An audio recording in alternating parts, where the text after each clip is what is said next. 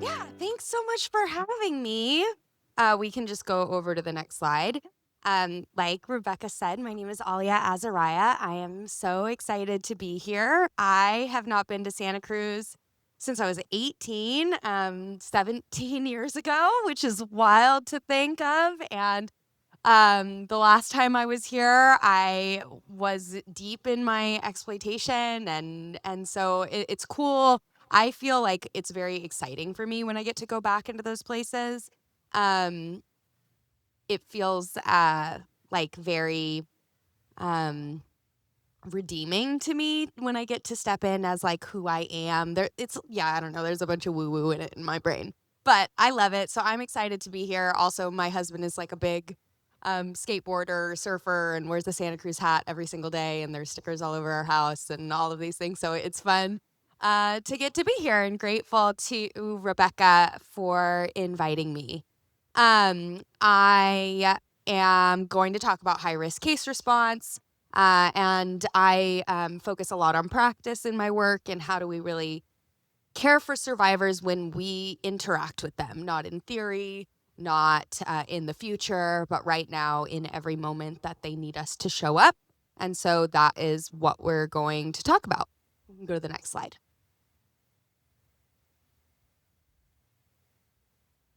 So today we're going to talk about how we respond well in high risk cases. Not just when things are really, really hard or when things are really easy, but at every stage, whether the individual is ready and willing to engage, whether they are testing the waters of whether engagement is safe, or whether they're circling back.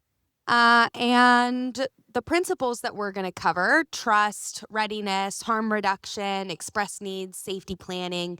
They're not tools that we reach for only when things are working well or when things are going sideways. They're really the foundation of what effective case response is. So we're not going to spend too much time here going over what I hope you leave with at the end of the day, but you can read them here. We can move on. We can skip this one too. Also, like, Lord bless these guys for being willing to switch my slides around, switch the order of my slides around with like 3 minutes notice. So thanks all for that. So what do we mean when we use the term high risk? And I want to spend a minute on this because I think the phrase high risk is used in all sorts of different contexts. I work, a lot of my work has to do with like cross-sector collaboration. So collaboration within our anti-trafficking field, but also collaboration with the public sector, collaboration with companies, collaboration with education, and a lot of those different spaces that I show up in use high risk in how they describe something within their environment and in their sphere. So I want to make sure that we define that here. A lot of the time, what we have done is we have used high risk to be a label or to describe the experiences or the not experiences, but the behaviors of an individual person. And we're use it as a description of the person rather than a description of their circumstances and what they're experiencing. So we say things like high risk youth, or we have a high risk client, and the person becomes the label, and we start responding to the label of high risk instead of to the individual as an individual. And so I want to be really specific about when we say high risk and we use it in a way that is helpful, what is it actually describing? Well, it means that they are at risk of danger, instability, or vulnerability. So danger might mean danger of recruitment or danger of continued exploitation. It could mean that they are at risk of serious harm or at risk of going missing, both dangerous situations. Instability, they're in danger and experiencing chronic housing instability or experiencing placement disruption.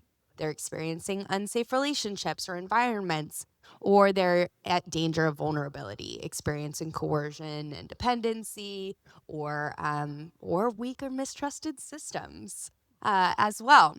is creating risk. So another clarification I want to make is that sometimes people use high risk or at risk to describe people who have not yet experienced exploitation or trafficking, and they fail to continue that description to people who have already experienced exploitation as still being at risk or experiencing high risk.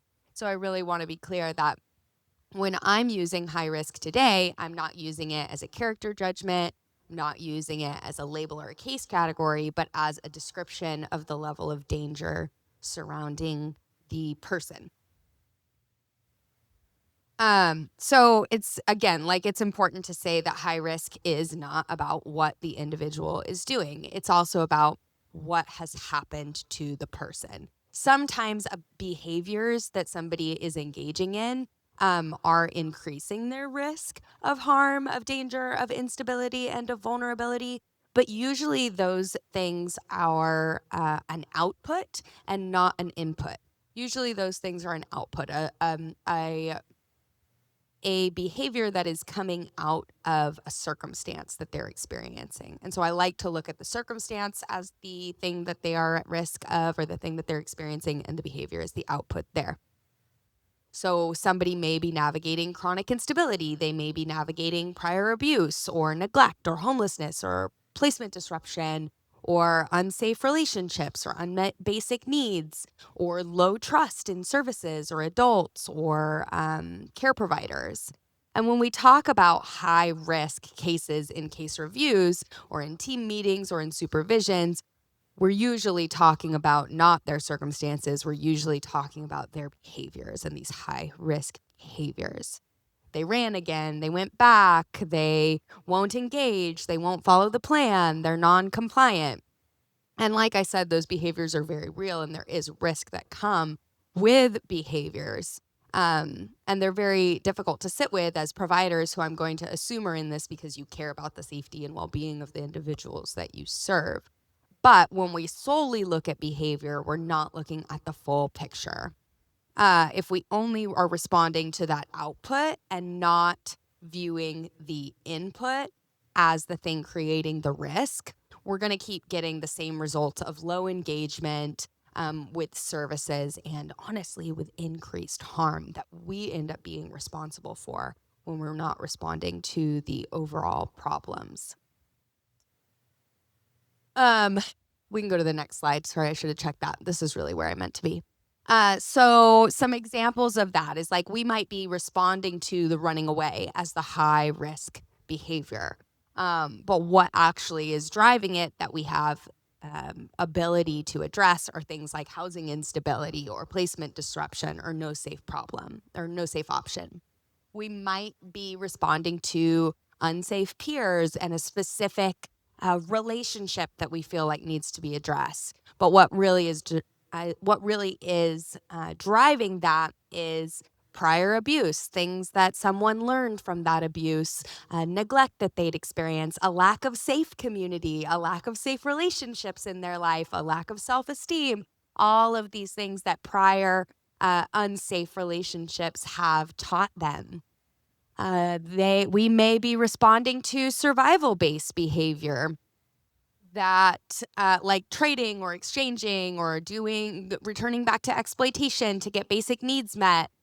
Oftentimes that those are responses to unmet needs and even more so system failure. It's not a preference of the individual to be in that circumstances. When it comes to survival-based behaviors, what makes them so difficult for us as care providers or as system-involved folk is that we sometimes look at those as choice. Like, well, we would be here with a gas card, but they're choosing to get their need met there. Well, what do we require for that gas card? Like, how many steps, like how much engagement are we requiring for them to get that basic need met? So we think that it looks like somebody choosing to stay in a dangerous situation, or choosing to engage in a certain relationship, or choosing to not engage. But when we look at the full context about what options were actually available to meet that need, what needs went unmet or what we failed to provide, we see that a lot of the times the behavior that we're responding to is actually a survival strategy. And then low engagement or non-compliance. We'll take that as the behavior and we'll take that at face value instead of realizing that when an individual doesn't show up or they don't return calls or they don't follow through on referrals or they don't participate in programming, it almost always is a trust issue. And we're going to get into that in the future. Or it maybe is a safety issue as well. Maybe they've shown up and not been it had dangerous consequences for them outside of what we could see. But for whatever reason, they have oftentimes learned that it is better for them or safer for them to not engage with service providers. So there's a lot more examples that I could have listed here. Substance use is one of them. There's all sorts of examples, but basically what I wanted you to see by this slide is that a lot of the times the thing that we're trained, it's not like us choosing to respond in this way of our own like free will and whatever. The way that we're trained to respond is usually based on behaviors and not based on looking at the why behind it. Well, why is this important? Well, the reason that this is important is because behind all of this, many people who are experiencing exploitation, they don't present in the ways that we expect. And I think my sweet friend Rebecca in her TED Talk did an excellent job of explaining that and giving us a really clear description of like, what does that look like in practice? People who have experienced exploitation, our world and our way that we understand our experiences are shaped by grooming and coercion and control. And that is how you're meeting us when you step into our lives in whatever capacity that is. So we might minimize what's happening. We may lie. We may run. We may return to unsafe situations. We might resist services. We may defend the person who's causing us active harm. And for most of us, we don't call ourselves victims or identify with victimization at the first, second, third, fourth, or fifth offer of services. And too often, systems or service providers interpret these behaviors as resistance, as manipulation or defiance, or not wanting help, or even worse, not needing help. But in many cases, as I've said, these behaviors are really just survival responses that are shaped by the trafficking situation, by other traumas, by attachment styles, by coercion, by conditioning, and just by their own lived experience of how they have interacted with services and systems prior to the time that we've met them. And if we misunderstand the behavior and what the behavior is telling us, we will usually mishandle the case, and the stakes for what happens in those situations are very, very high. You can go to the next slide. Yeah. So I am going to stay in the problem for a little bit, which I don't really like doing. So that's why I'm giving this little disclaimer, is because I absolutely feel like, man, we could have had a whole day on any one of the hours that we're talking about here. Like, I know I'm going in 2 weeks to like 4 days of identification and referral, right? Like, we definitely could have done a whole day on this, but so I'm encouraging you all to go and seek more training on any of these one topics.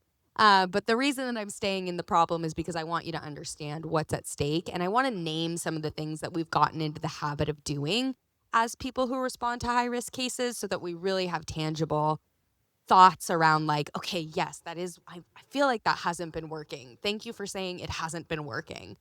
So these are some of the things that I see, because standard case response was built for a context that doesn't make sense in trafficking cases and in really any case of abuse and need and violence that experiences a lot of grooming and coercion, of which trafficking is not the only kind. We're talking like long-term CSA, domestic violence, a lot of these different spaces that involve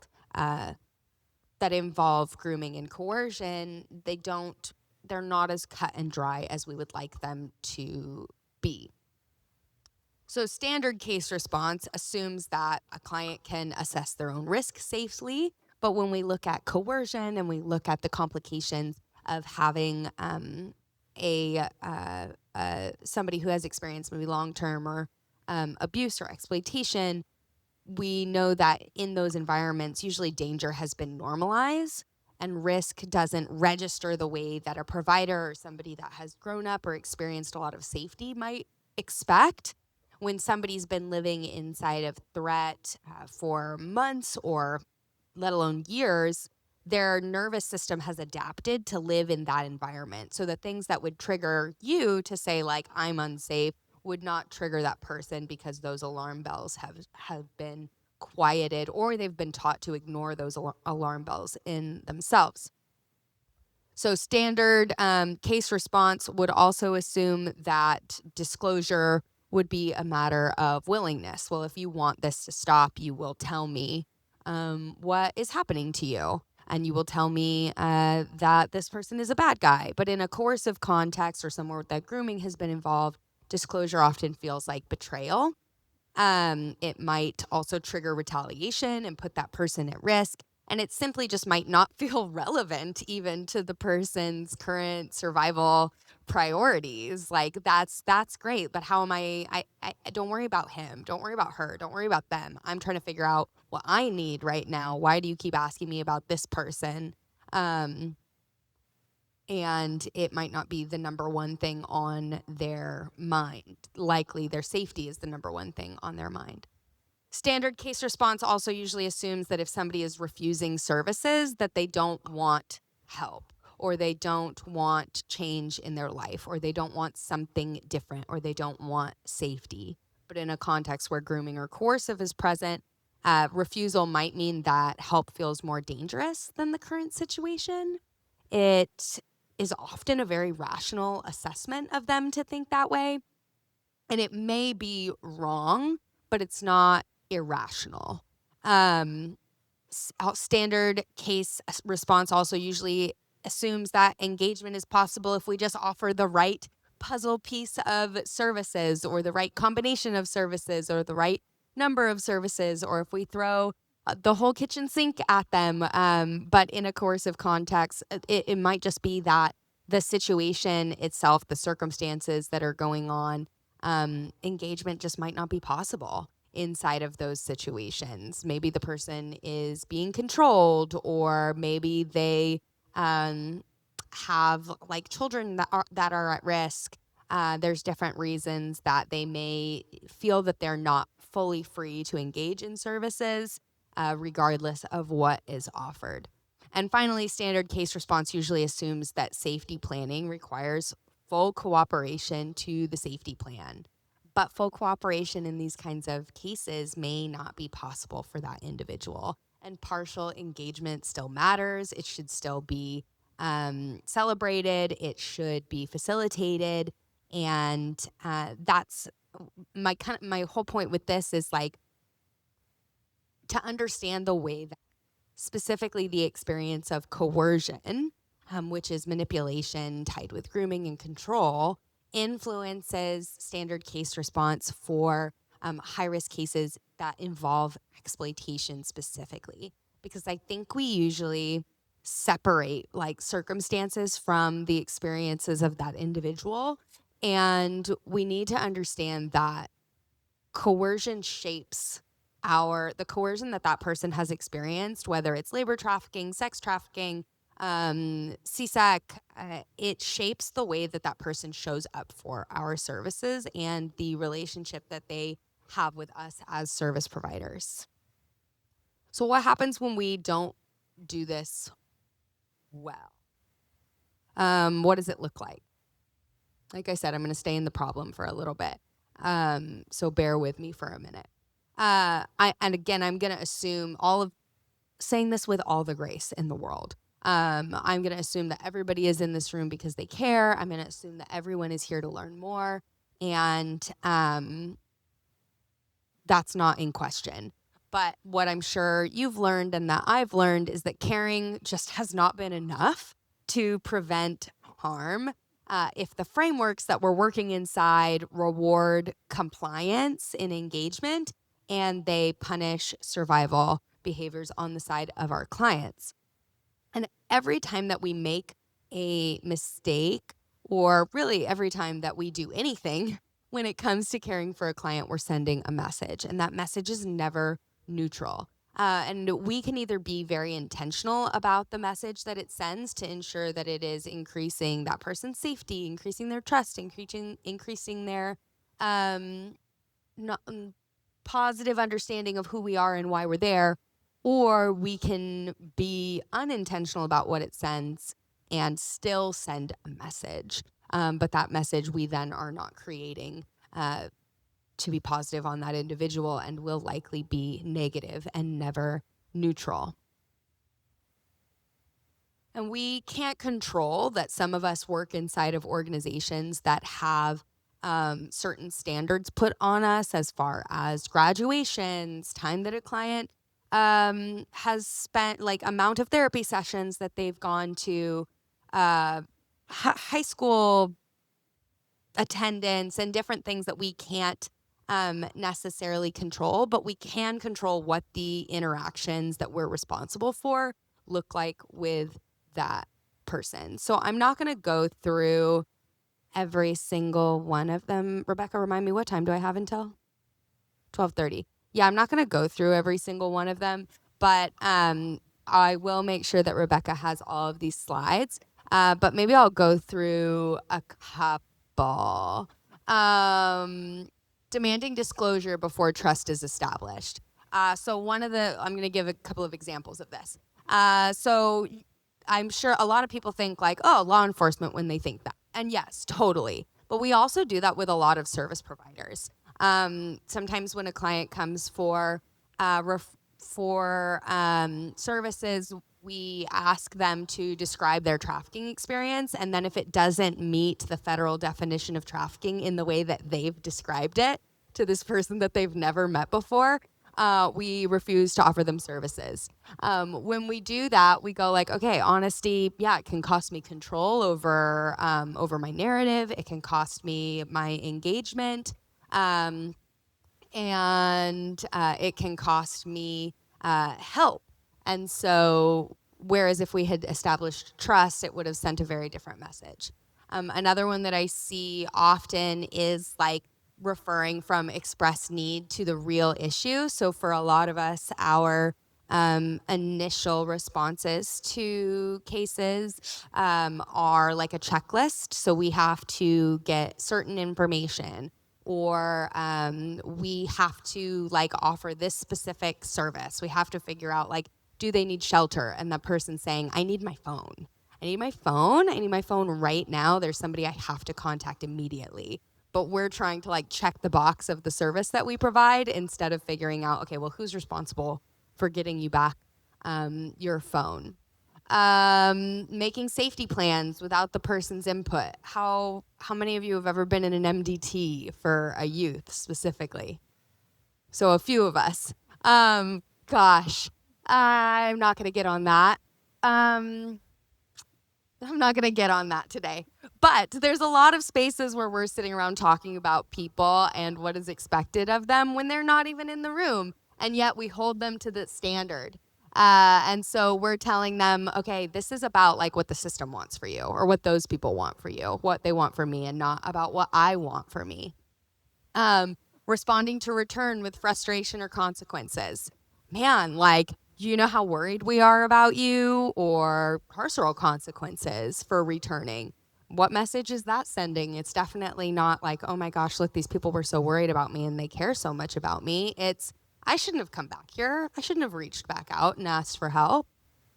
So there's a lot messages being sent every single time that we respond. And I'm going to give the benefit of the doubt that when we've responded in this way, we weren't responding to intentionally hurt anyone.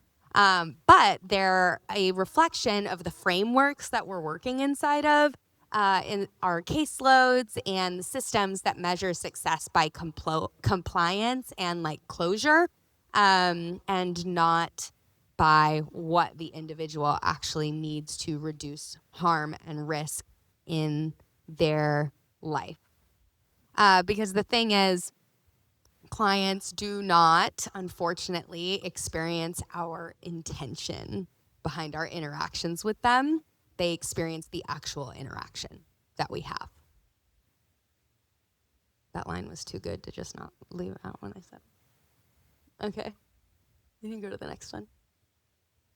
Okay.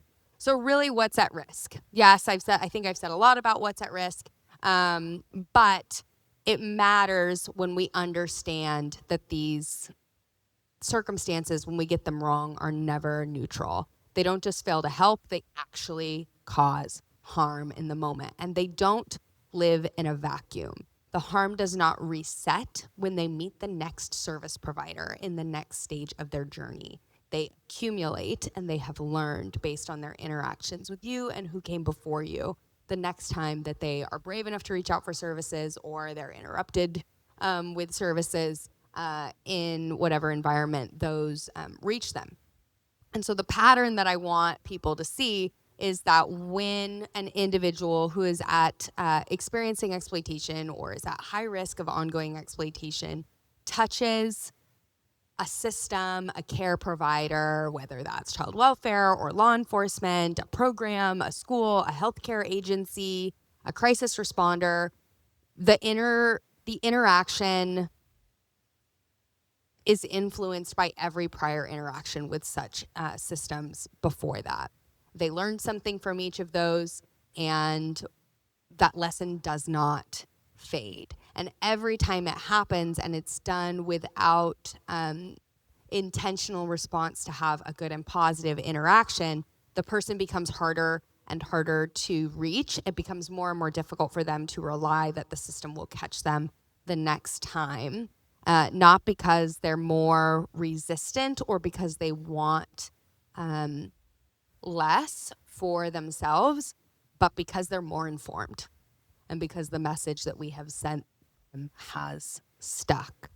They know what to expect from professionals, and what they expect is that nothing will be different this time than the last time that they interacted. And that accumulation is what, when we see like the entrenchment on this slide, that is what that piece is about. So what we see is that punitive case response increases permanent disengagement. Clients go missing. They cycle back into exploitation at higher rates. This isn't just like a nice thing to say or back into, sorry, I just had a probation officer just text me. And I'm like, how do I turn off my, somebody's got to put on do not disturb.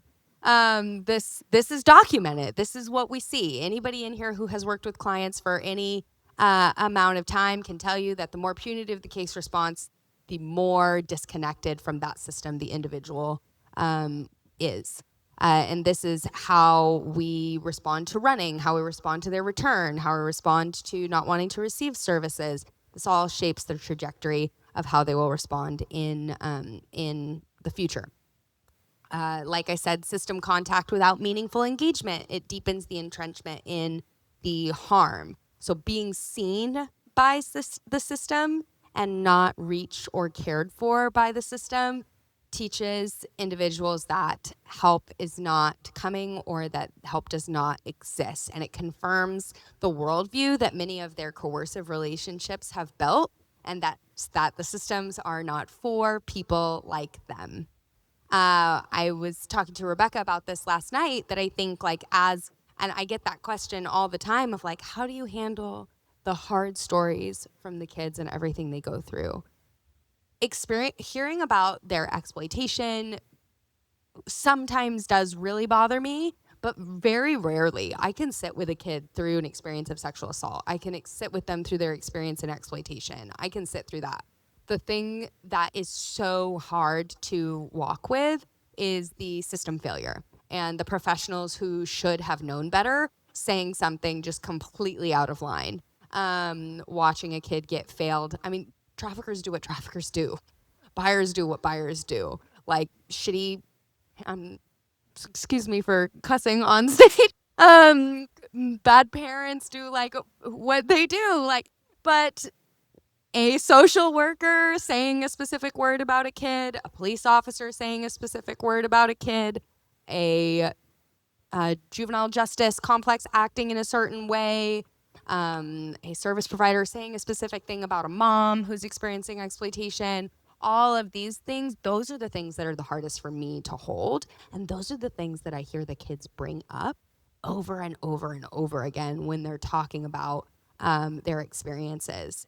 Yes, the abuse, the molestation, the abandonment, those things have affected them. But I think that those were the experiences that they were ready for in a lot of circumstances.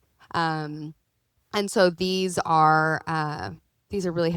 Cannot believe I just cussed on stage. I'm so sorry. That's what you get for bringing me here at 7:30 in the morning. But yeah. So punitive return responses keep people gone, keep people from coming back. The more they go into, the more they get their phone taken away, the more they go into juvenile justice complexes, more probation is violated because they returned and engaged with services, the longer they stay gone. Case closure, I work with a lot of organizations that close a case after like 2 weeks of non-engagement or 30 days of non-engagement. Tells the person that like they're only valuable when they're there. And we see that they, like when they're ready to come back and re-engage, usually it's like on a dime. Like I'll get a text from somebody and they'll be like, I'm here, I'm ready, like let's go. And when it takes like, well, we have to do the intake and we have to see if they still qualify for services and we can maybe do that in 2 weeks, they tend not to reach out to that individual the next time. I'm still reeling that I said that. Thank you for dealing with me today. Okay, we can go next. So we've covered a lot about what high-risk case response is not, but just in case we haven't covered it enough, it's definitely not merely evidence collection. So when we're responding to somebody who has a high-risk case, we're not just responding to like, well, let's take the next disclosure of the crime that you've experienced, let's wipe your phone, let's hand that over to law enforcement, let's schedule that forensic interview. It's also not merely just a path to disclosure. Well, you're here, let's figure out what happened to you. It's not merely a rescue or removal. I think that's one of the things that I see most frequently is that people think that if you're responding to a high-risk case, your response is removing them from the exploitation. And in many cases, that is a part of the response. And I'm grateful that Francesca is going to be here to talk about the MDT and what it looks like to do that collaboratively. But that is not the sole purpose of case response. It's not to get them to comply, and it's not just, well, let's trigger the protocol and get them engaged with services. Instead, should be rooted in SAMHSA's principles of trauma-informed care and the 6 pillars of safety, trustworthiness and transparency, peer support, collaboration and mutuality, empowerment and choice, and cultural humility. How many of you are familiar with SAMHSA's trauma-informed care? Okay, so some, but not all. Totally encourage you. There's lots and lots of online resources about the pillars of trauma-informed care. So many great webinars out there that are already recorded and available to you. That is something I would definitely encourage you to look into. And we will get into a few of those in a moment. But the reason that we need to do something different is because there are a lot of spaces that we actually have. There are a lot of spaces that people are not responding in standard ways. And what we have seen is that there's a few things that that we have seen about what actually helps in high-risk case response and what actually works. And there's 5 things that when I look back over the time that I've seen successful case response, I see pretty consistently. And one is that relational safety has actually been the strongest predictor of whether that person will disclose, not necessarily to law enforcement, but will disclose their experiences and what their needs at all, and the accuracy with which they will describe them. It's not the quality of the intake form that helps get those. It's not the number of services that are offered that helps get those, or the sophistication of the assessment tool. It's the relationship with the person that's having the conversation. That sense that that person is safe to talk to. That variable of relational safety seems to outperform everything else. Now, that doesn't mean that, like, a safe person, well, I would argue that a safe person using a really bad, harmful intake form can still make it work, because you can give context for those things, and you can say, like, this question seems like wildly inappropriate, and be honest with them. Say, like, how about you answer like me? Can I rephrase this question? You can redo those things if you're a safe person. We also find that coercive attachment responds to competing safe attachment. It doesn't respond to reason. It doesn't respond to pointing out the harm. It responds to, this relationship is different than that other relationship. Why is that? You can't logic somebody away from what they have consistently seen as how relationships and interactions work. You can't argue somebody out of a trauma bond. What interrupts it is that countering experience of safety. So those things, you'll notice that all of these things take time. They're not something that can usually be done in a matter of an hour with an individual. They take real relational investment, and that is case response. It is not a one-time meeting. You make an impression with a one-time meeting, but it is not reliant solely on a one-time meeting to do it well. The other thing we see is that premature action stage interventions increase disengagement and flight. So when we push someone towards action, towards leaving, towards cooperating, towards making a plan, towards engaging with all of these different services before they are in an action stage of readiness, and I'll talk about some of those stages of readiness, they disengage, and we don't actually move them forward. Instead, we push them out. We also see that non-punitive return response accelerates re-engagement. So when somebody comes back after running, after engaging in a relationship that was really unsafe, after just totally ghosting us and never texting or calling us back, and they're welcomed without consequences, they re-engage faster and they re-engage more fully.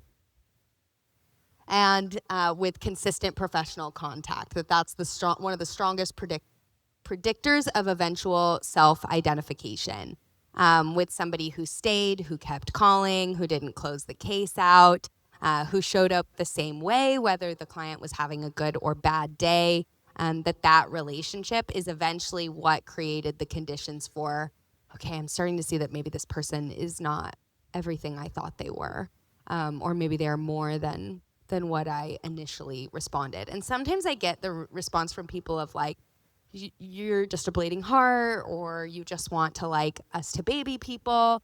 And I am a bleeding heart, and I do want people to be cared for well, but we actually see that it works. It isn't just because like it feels nice and fuzzy to care for people with dignity. It's because caring for people with dignity actually creates the disclosure, the engagement, the space for healing, the space for choosing safer things next time. And that is why I think that it's so important if dignity itself is not enough of a reason. Next slide. So specifically today in rapid fire, we're gonna go through these 3 pillars specifically. If you want to know more about peer support, come to the symposium. I'm doing a session on that. If you want to know more about collaboration, stay for Francesca. And if you want to know more about cultural humility, I can point you into some great trainers that talk about that in this space as well. Next. So basically this entire training, if you haven't caught on yet, hinges on trust as the hard skill needed for high-risk case response. Everything we've established about why high-risk response fails, everything we said about the consequences of getting it wrong, every data point about what predicts disclosure, all of that points to the same thing, and that is trust as a hard skill, not just a nice feature of good case management, but really the operating mechanism that indicates whether or not everything else is going to work or not. When I say trust-based engagement, I don't just mean warmth, and I don't just mean one time. I mean every single time through patterns and not just through words. So let's talk a little bit about what helps with that. Nope, back. So trust is built through how we show up, and it's built specifically through 4 different ways. 1, through honesty. So not over-promising, not pretending the system can do what it can't, because if there's one thing, I'm going to cuss again, so trigger warning for anybody who's bothered by that, is that people who've experienced trauma have the best bullshit meter ever, and they know whether or not we're being real with them. They can tell, I can tell, and yeah, honesty is the number 1 way that we can build trust. Authenticity, so showing up as a real person, and consistency, showing up over and over again, and then responding to the need that that person says that they have. You can go to the next slide. So what do these look like in practice? So honesty looks like, I actually have no idea what they're going to recommend. I can go make that phone call and figure that out for you. I am not sure if they're going to keep your phone. Honesty doesn't mean that you have to have all the answers. It's being clear when you don't have the answers and being honest about what happened. So I get calls, I get asked from you, what happened in the MDT? Does that mean that I am going to tell them that that police officer is following them on Instagram? No. But it means like, hey, I'm going to tell you that people are really worried about your safety. This is what they're thinking. They're thinking about placement.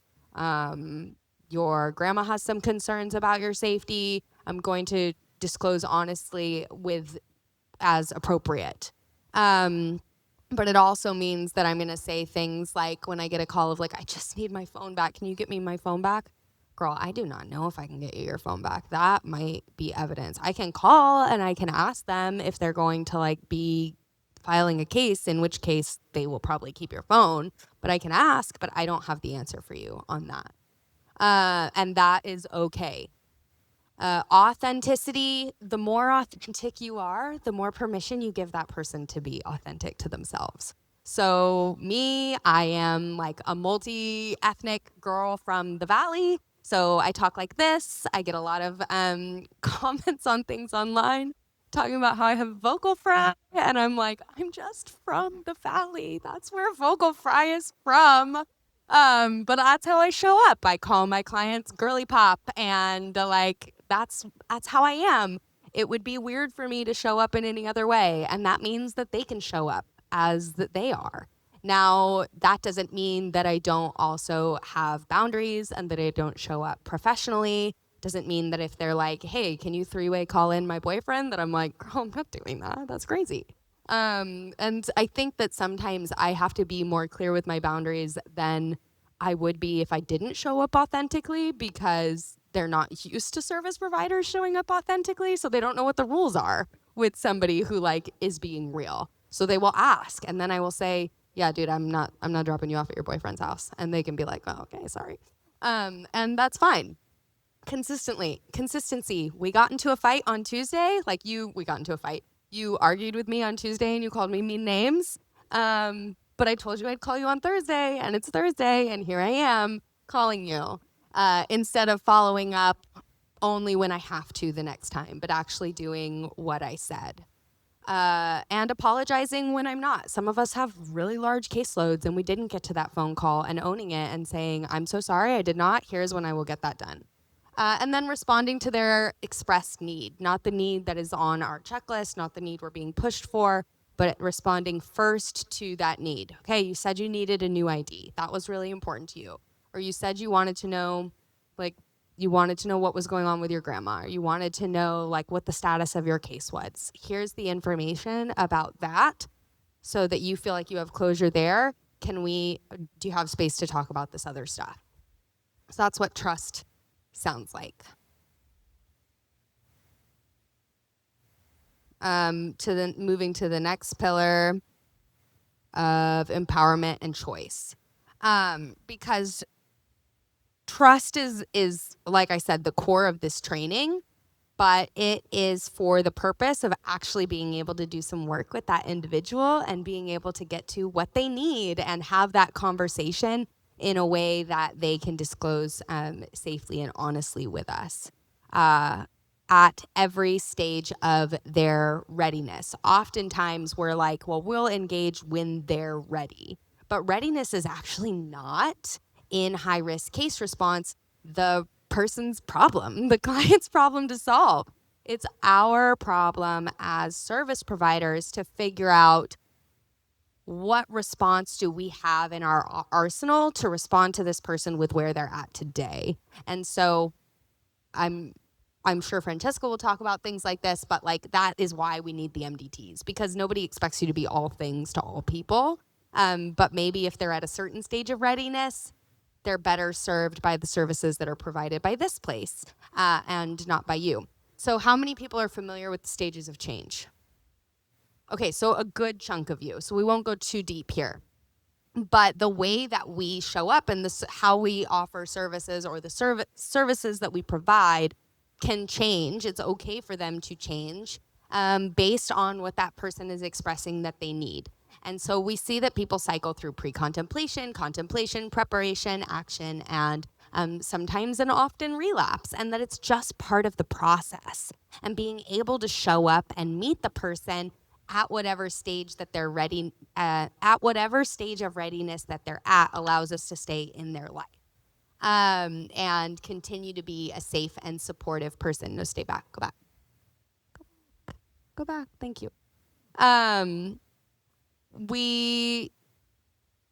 One of the things that trust does is if we've done it well, is allow us to understand which stage of readiness that person is at, because we get to have those honest conversations. I was telling the folks about a conversation that I was having with a kid recently about going, okay, so you asked me to help you look for placement. Are we looking for what are the best services out there for you to engage with? Or are we looking for where is closest to safe people so that when you inevitably leave that program, you are not in a really bad situation? She's like, probably the latter. Like, cool, let's do that. So let's look for a program that like knows how to stay engaged with you if you elope, knows for a program where they're not gonna close your bed immediately. Let's maybe a program that like has a go bag outside where you can grab your phone and you can grab whatever it is that you need if you leave. So different things that can be offered when we have built the trust to allow a person to show up honestly with where they're at and how they're feeling about their experiences at the time. Okay, next. And then the third pillar that we're touching today being safety. And I think a lot of us probably have safety planning strategies in our services.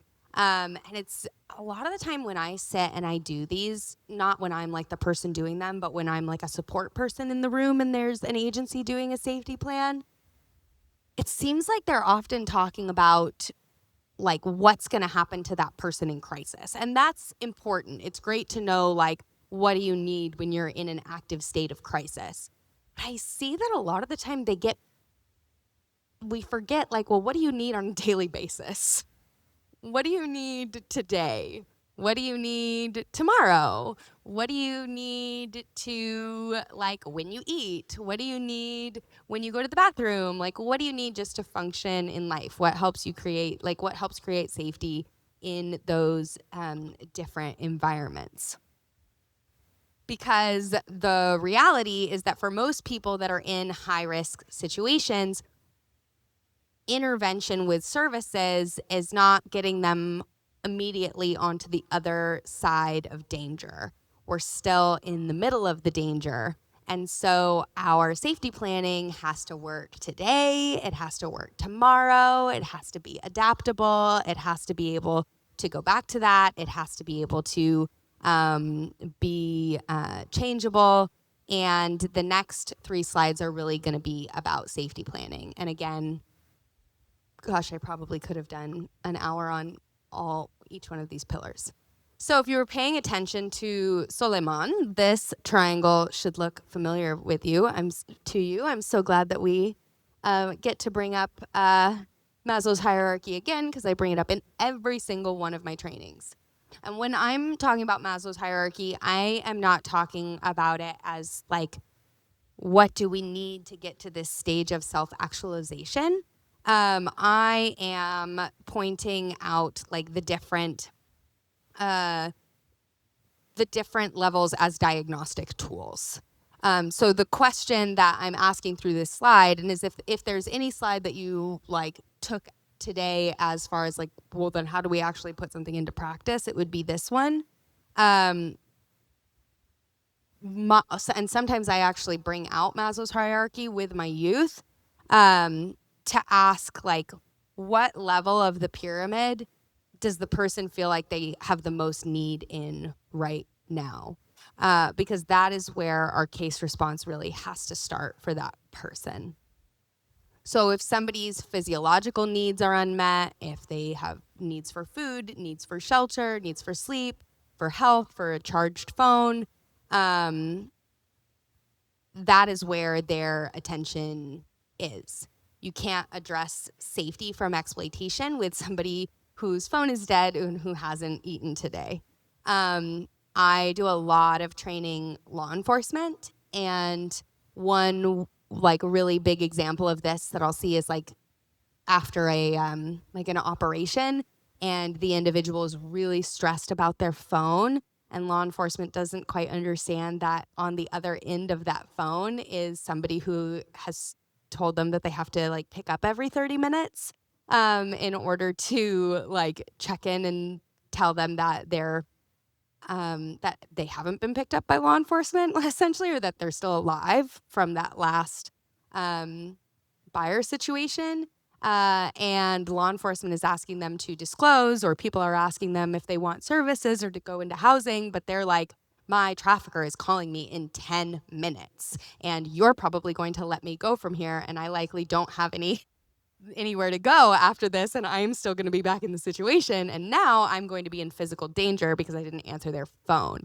So it's very difficult for them to want to engage in services or get housing or get gas cards if their like immediate safety is under threat. So that's just like a very clear example of one of those.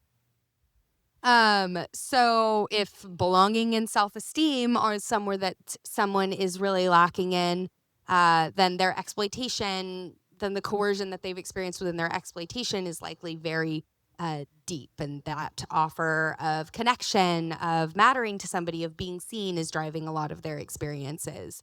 So are there other spaces that we can step in to offer that kind of support and care for that individual, that they can have that competing attachment?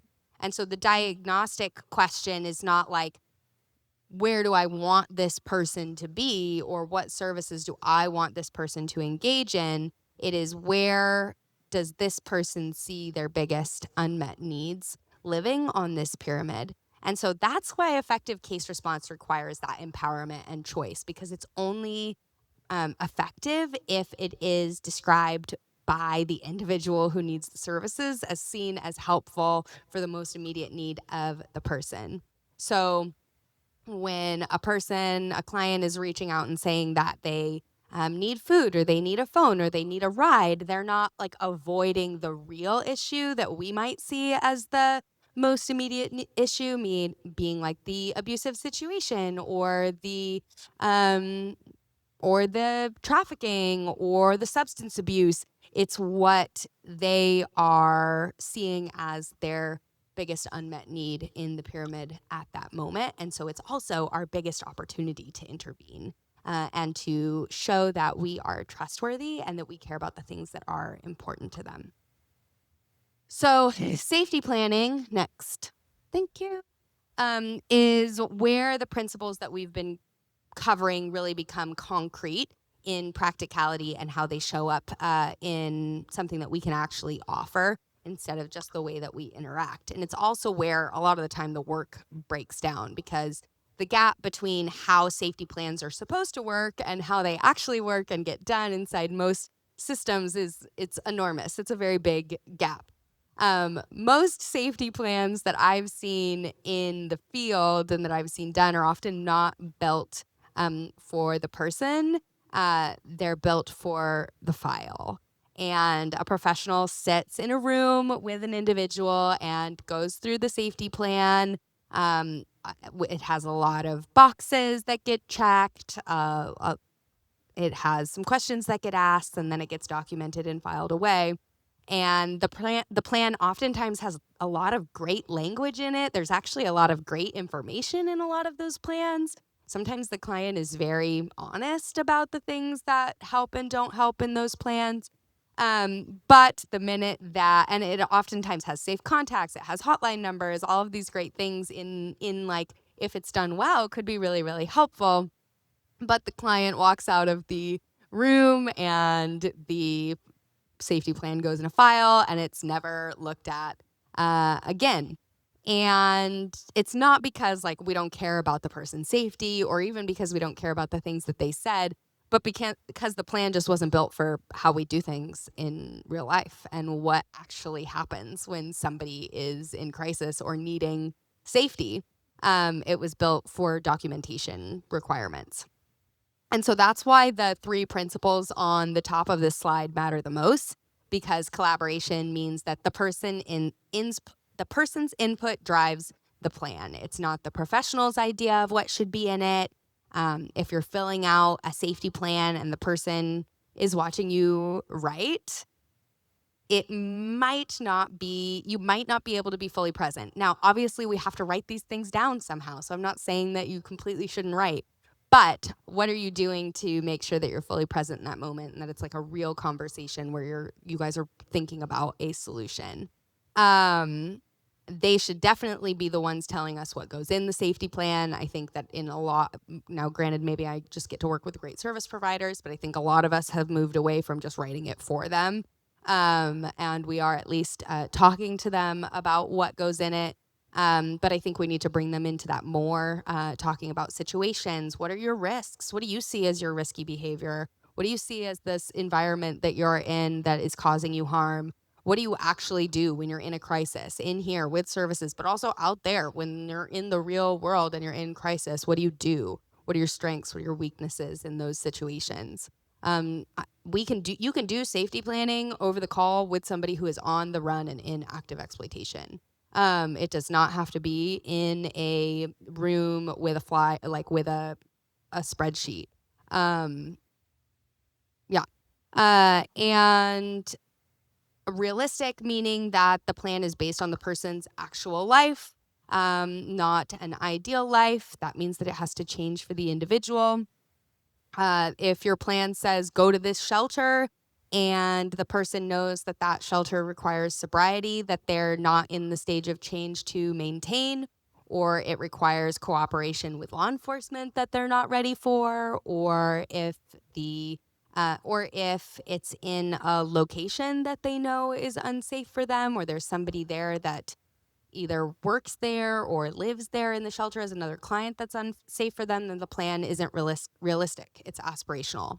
And yeah, aspirational safety plans, they just don't work at 2 a.m. when that person had a bad experience and they need somebody to go in that moment and they're scared or alone.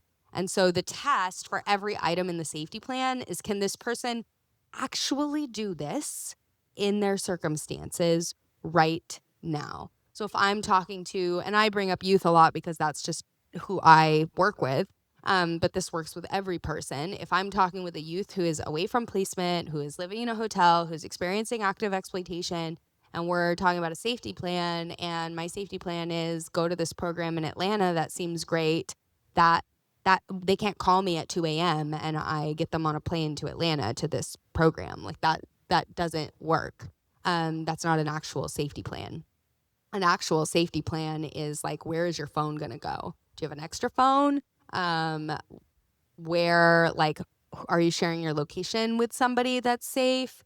Things that actually make sense for their current circumstance right now. and that are usable in crisis, not just in an office and not just during a planning session, but in that moment. Yeah.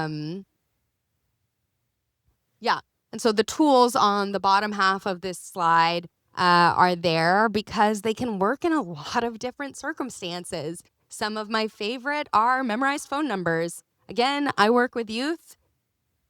They've never had to memorize a phone number in their life. And so I make sure that if they want mine, if I'm the person, I always ask, like, whose phone number do you want to memorize? I'm lucky and blessed enough that a lot of the time that it's mine. And so we do that. If there's other ones, I ask them what those are. I can get them. If they don't have the phone number, I can get the phone number and then I can tell them what that is and then they can memorize it. Location sharing, I'll be like, who are you going to share your location with? I don't care if it's your homegirl. I don't care if it's your dad. I don't care if it's whatever, or it can be me, but somebody needs to have your location that you know will like check on you. Exit strategies, having these conversations about, okay, I know you're good at getting yourself out the bathroom window when things go bad, but what happens when there's no bathroom window? What do you do then? And being willing to have those conversations, not in saying because things are going to get bad and nobody's going to be there to help you, like really saying because I care about you and you know the situations that happen in those environments and I just want to give you the best shot. Knowledge of transportation, a charged phone. Do you have a phone charger? That's one of the things I'm like, no, I won't send you money, but I will like order a phone charger for you to pick up at Target. Do you need a phone charger? A code word, a safe contact, different things like that. If you have a youth that is, or a person that's experiencing substance abuse, how are we doing that in a way that's safe? Do you know what your limits are? Do you know where you're getting drugs? Which leads us into harm reduction. I love harm reduction. I look at my own experience as a person who experienced like 14 years of different types of trafficking and abuse and exploitation, and had my grandma had somebody who taught her how to like care for me within a harm reduction framework, my life would have looked completely different for a really long time. And harm reduction as a case response framework requires us to do a few different things. And that's one, to accept the current reality. And I want to name that sometimes that's really hard, especially if you've seen this person in a different stage of change and worked with them at a different stage of change at one point in their life. And you saw them just like living in so much safety and being so proud of their situation, and then they experience relapse or a system failure or whatever, and you have to go back into like a more overt harm reduction space, and you want to get back on track to where you were.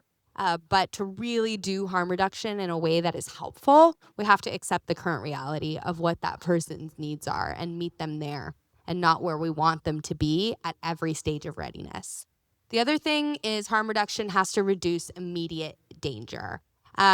So that is looking at like what is the actual circumstance in this individual's life that is putting them at the most risk. So sometimes the person is in active exploitation and it's not the exploitation that's putting him in the most risk. It's actually the substance use that's putting them at the most risk. Or it is the abusive partner that is not involved in the exploitation that's putting them in the most risk. Or it's the home environment that is not the trafficking that's putting them in the most risk. And sometimes it is the trafficker and the trafficking. But being willing and able to address the thing that is creating the immediate danger and to reduce it, even if we can't just change it completely. So a great, a thing that I think many of us have thought of as or that many of us have seen or lived through with harm reduction is like needle exchange. So there was a big push for needle exchange at one point because people were getting AIDS, they were getting hepatitis, they were experiencing a lot of really terrible health consequences from intravenous drug use. And so we started needle exchange programs so that people who were going to use substances could do so in a way that put them at less danger for those diseases. It didn't mean that we were providing the heroin. We weren't handing heroin over, but we were providing needles. Another way of how we see this oftentimes in 2026 is like overdose prevention. So there is a lot of counties and different workers that will go in and teach people who are in recovery homes or people who are in homeless encampments how to use Narcan. So that they understand how to help a friend if that person is experiencing an overdose. Or they will just teach them about fentanyl. And they're not saying like, so now everybody go get into sober living and come to detox. But they're saying, hey, you're among this, you're here. This is a real thing that could happen in your life. Let me tell you how to keep yourself safe. So those are great examples of harm reduction. Harm reduction also needs to preserve connection. So something that helps that person see that you care about whether they live or die and that they can continue to call you, that it supports informed choice. So give honest information without ultimatums. So I'm trying to think of some examples for some of these. So like explaining to an individual, like, I understand, I hear you that you're like not ready to come back yet. But what are you going to do if things get bad? And then having that conversation and having that answer that they gave you not be, well, I'm done, come pick me up, but being okay with that informed choice and then rejecting the all or nothing thinking. As well. So a client may be engaged in some areas and not in others, and might be navigating that complexity, and that's okay. So they might be ready to engage in some harm reduction around their substance use, but not in their relationship, and we stay engaged. Okay, next. I'm going to try and get through these quickly. So I'm not going to go through all of these, but I think harm reduction is one of the places that people have the hardest time wrapping their heads around because none of us want to be seen as like part of creating a problem or harm in that person's life. So one thing I want to be clear on is harm reduction is not just not addressing something that's causing harm. It's not like it's not being like, well, who cares that their boyfriend does this? Like, at least they're not in exploitation anymore and they're just in an abusive relationship. So that was a harm reduction framework and that's great. No, it's saying like, I love that you notice that individual, like that your partner is not a pimp, like, and you have found a way to like stay out of that cycle. But I'm noticing this, this, and that. Are you noticing this, this, and that? Okay, so do you have a plan to like keep yourself safe in that if things get worse, if things start to feel uncomfortable, if you do want an exit plan, or just if you're like in the moment and you need to get out then, but you want to keep the relationship? What's your plan for that? It's not just avoiding the conversation. So it's not saying, he's great, I love him for you, this seems like the best relationship that you've ever been in. And it's also not saying, leave right now, this is terrible, this is an awful thing that's happening to you, you deserve so much better. It's something that takes more time, it's something that is more difficult, but it's something that keeps engagement, it keeps that person's dignity, it supports their own choice, and it supports your relationship with them. Because the thing with high-risk case response, it is not a one-time thing. It is not showing up at the Family Justice Center when they need the SANE exam and saying goodbye. It is consistency. It is long-term engagement. It is rapport building. I think a lot of the times I hear, like, well, I built rapport, and then they like move on to their agenda. And I'm like, yeah, on to the next. I'm like, wow, that's great. You need to teach me how you like built rapport and then no longer needed to do that. And that set the stage for, everything else that you've done since then. Rapport building is a long-term thing that we do with clients, and high-risk case response is long-term. That's why I had all the list of like, this is not a one-time thing that we do. This is not to like check a box. It is not to have like a rescue or intervention or like removal of the situation. High-risk case response is about reducing harm. That's the whole point of what high-risk case response is. How do we reduce harm? for this person in this moment. So very simple things that keep the door open. You can go next.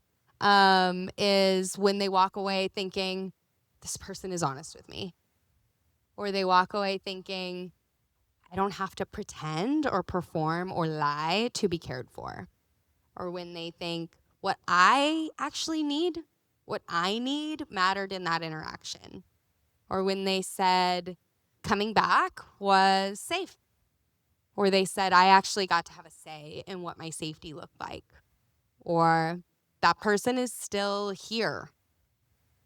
Or they say, they see what I'm actually in, what's actually going on, and they're not trying to control me or my circumstances. Next. So we talked about what happens when we get it wrong. What happens when we actually get it right is that we see earlier disclosure, weeks or months sooner. Their exploitation duration is reduced. And every month, every moment for that person matters. We also see faster return after cycling, that the gap between leaving and coming back shortens.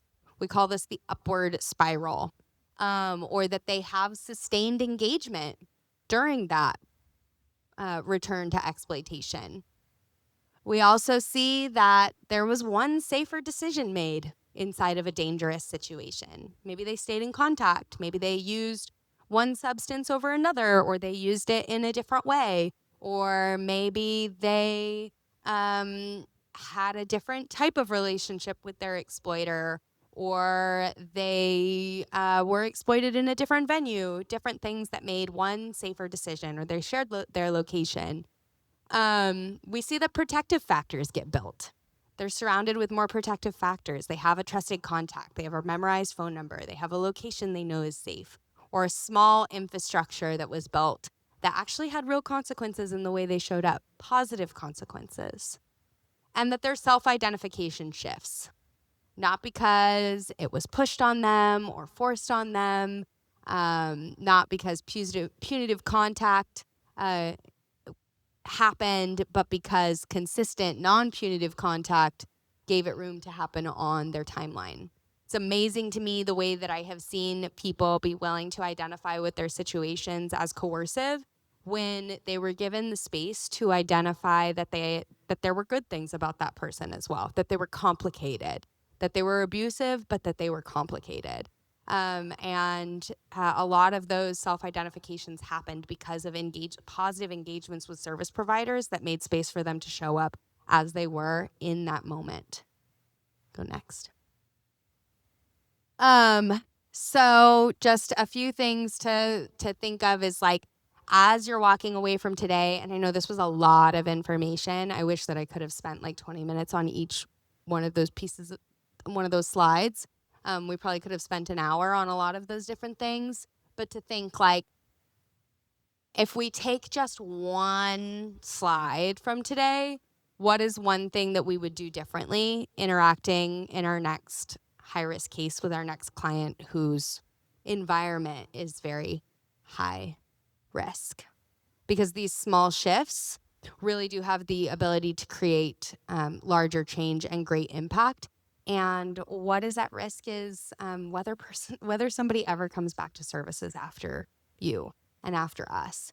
And I hope that we don't have to get everything right every time, but I hope that we are being intentional enough with every interaction that we're at least not causing greater harm by showing people that their dangerous situations are actually safer than the safety solutions that we're spending so much time and energy trying to create.